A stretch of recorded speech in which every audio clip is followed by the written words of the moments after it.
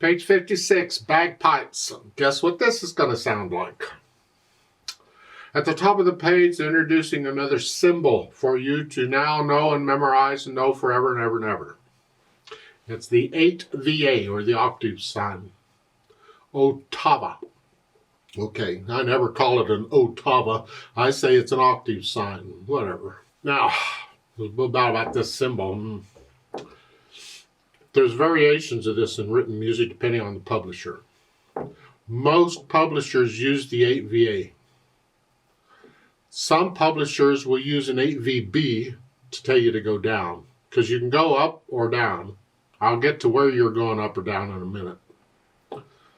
Some publishers just use an 8. That's it, just an 8. So just so you're aware, when you see it in music, there's different variations. But most of the time, you're going to see 8VA.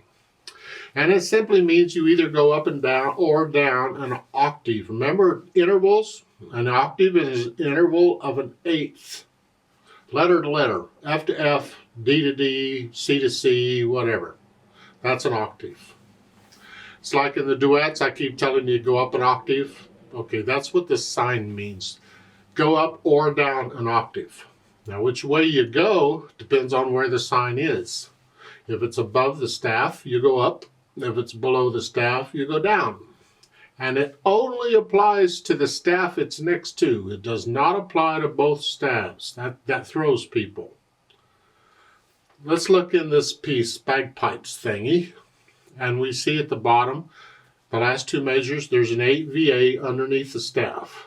Well, if it's below the staff, you go down. But it only applies to that staff. So only the left hand is going to move, not the right.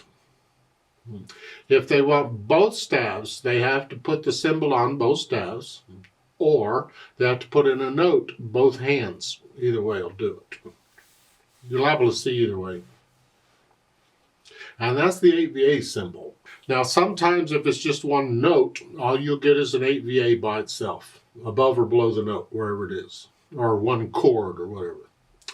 But when it goes for more than one note, they'll use the dashed line to extend it out for as long as it goes. And it can go any number of measures or the whole piece or whatever.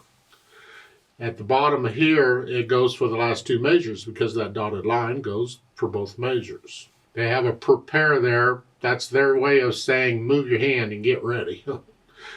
You're not going to see prepare in music. You just need to realize on those notes with that, you got to move. So you figure it out. Let's talk about bagpipes. 4 lines long, no repeat sign, just play it straight through. Treble and bass clef, 3/4 time now, and we have a pickup beat. So we're coming in on beat 3, excuse me. The first 2 beats should be at somewhere, and they're at the bottom. You see the half note in the last measure, it's 2.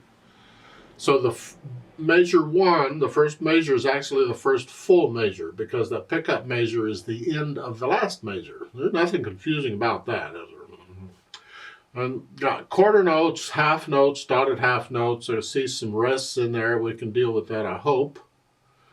Let's check this out one hand at a time. Actually, the left hand is only doing C and G throughout this whole thing. Down here.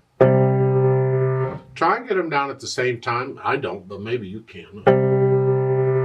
And in the first line, the left hand is, you see them tied all the way across the line. And so you hold it down for the whole line. And they have to tie every note in a chord. Because let's pretend in the first line in the left hand, they only tied the bottom note. That means that you only had that curved line at the bottom note, not on the top. Means you'd have to play the top note again while holding down the bottom note. It'd be here. So if they want all the notes tied, they got to put a curved line, a tie, for every note in the chord. And that's all the left hand does until you get to the bottom. When you go down an octave, just go down an octave. Okay. The right hand has the fun, so let's look at the right hand. You're up C, thumb on here, so you're here. 3, 1, 2, 3. 1, 2, 3. 1, 2, 3. So you go through and work out the right hand, and then to put them together, it should be simple because the left hand didn't do anything.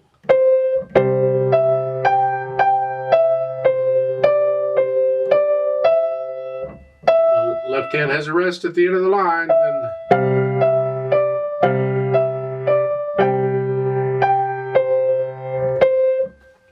So you do the notes and the rhythms, and when you're ready, then add the articulation. The slurs, just connect these. You can't connect repeated notes, but do the best you can. And they've added an accent on the first beat of the first two measures.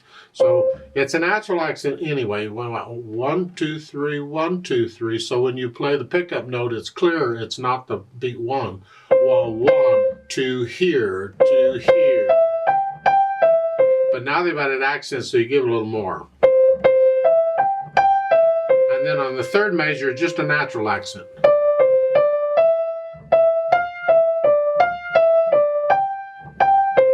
So you do the articulation. At the bottom, the last few measures, you get accents on everything. Just play it all a little louder. Dynamics, it's F. Forte at the beginning is loud. Whatever you think loud is, that makes the accented notes a very loud note for that one note. When you get to the pickup to measure 9, it goes down to moderately soft. MP is mezzo piano, just sort of soft. No accents here.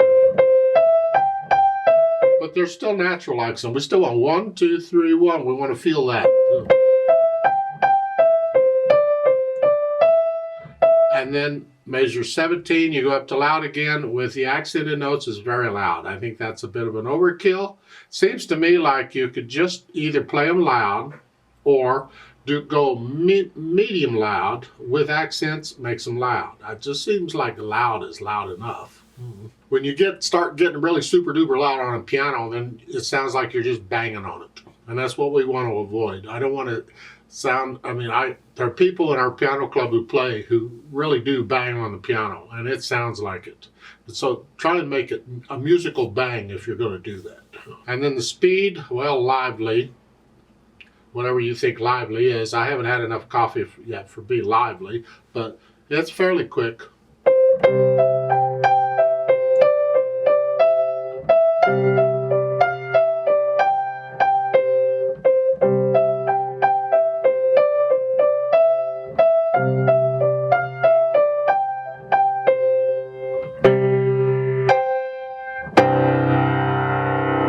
At the end, the last few measures, they've added pedal.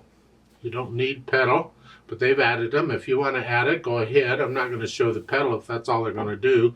In this case, because it's loud, push the pedal down with the notes, not after.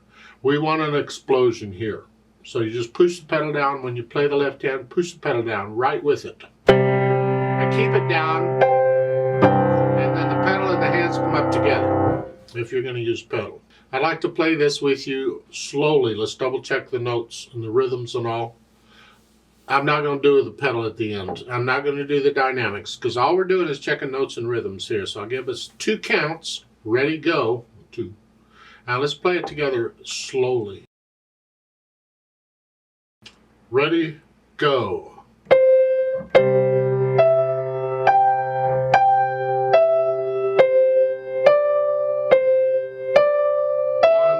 2.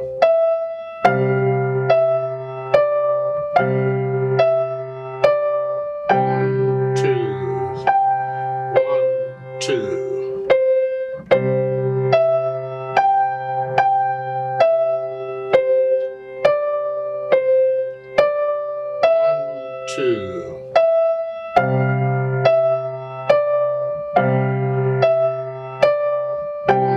2. 1, 2. 3. 1, 2, 3. 1, 2, 3. 2, 3. Tie. 2. Off.